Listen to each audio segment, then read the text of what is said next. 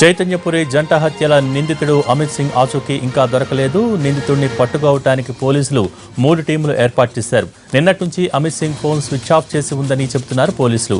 అమిత్ సింగ్ తండ్రి నుంచి సేకరించిన వివరాల ఆధారంగా నిందితుడు ఢిల్లీలోని సోదరి దగ్గరకు వెళ్లి ఉండవచ్చని అనుమానిస్తున్నారు. దీనికి సంబంధించి మరింత సమాచారాన్ని మా ప్రతినిధి శర్మను అడిగి తెలుసుకుందాం. శర్మ, చైతన్యపురి జంట హత్యల కేసులో నిందితుడి ఆచూకీ పోలీసులకు లభించిందా?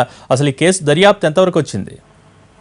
అక్కా చెల్లెళ్ల జంట హత్యలు ఇప్పుడు తీవ్ర సంచలనం రేకెత్తిస్తున్నాయి. వాళ్ళిద్దరిని చంపి పారిపోయాడని అనుమానిస్తున్న అమిత్ సింగ్ నిన్నటి నుంచి కూడా జాడ తెలియలేదు. అతని కోసం 3 ప్రత్యేక బృందాలు కూడా ఏర్పాటయ్యాయి.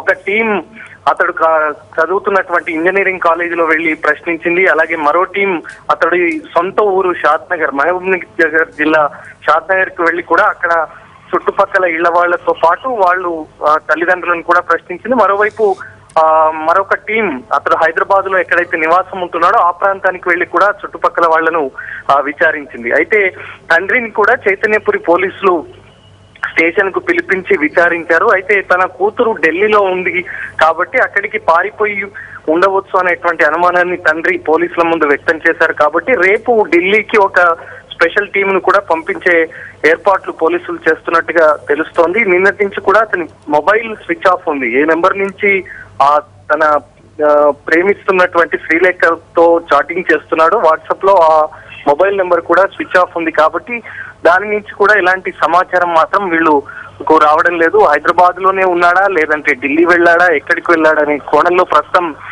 పోలీసులు మాత్రం దర్యాప్తు కొనసాగిస్తున్నారు. దీన్ని ఒక ఛాలెంజ్ గా తీసుకున్నారు. నిన్న ఉదయం 8 గంటల ప్రాంతంలో చైతన్యపురి సమీపంలో ఉండేటువంటి ఆ ఇంట్లోకి వచ్చి చొరబడి మొదట అక్కను యామినిని కత్తితో పొడిచి, అలాగే బయటికి వచ్చినటువంటి శ్రీలేఖను మరోసారి కత్తితో పొడవటం, ఇలా 12 కత్తిపోట్లు పొడిచిన తర్వాత వాళ్ళిద్దరు రక్తం మడుగులో పడిపోయి ఉండడం చూసి పారిపోయేటువంటి క్రమంలో ఒక యువకుడు సమీపంలో ఉండేటువంటి ఒక యువకుడు అడ్డగించినప్పటికీ కూడా అతన్ని నుంచి తప్పించుకొని పారిపోయాడు. అప్పటి నుంచి కూడా ఎక్కడెక్కడి వెళ్ళాడు అనేటువంటి కోణంలో ప్రస్తుతం దర్యాప్తు కొనసాగుతోంది. అయితే ప్రధాన రహదారిలో ఉన్నటువంటి సీసీ కెమెరాలను కూడా ప్రస్తుతం పరిశీలిస్తున్నారు. ఎటువైపు వెళ్ళాడు అనేటువంటి కోణంలో ప్రస్తుతం దర్యాప్తు కొనసాగుతోంది. కాబట్టి ఇంకా ఇప్పటి వరకు నిందితునికి సంబంధించినటువంటి ఆచూకీ మాత్రం పోలీసులు కనిపెట్టలేకపోయారు. మరి 3 ప్రత్యేక టీంలు ఏర్పాటయ్యాయి కాబట్టి ఏ విధంగా దర్యాప్తు కొనసాగుతుందనేది చూడాల్సి ఉంది. Thank you Sharma.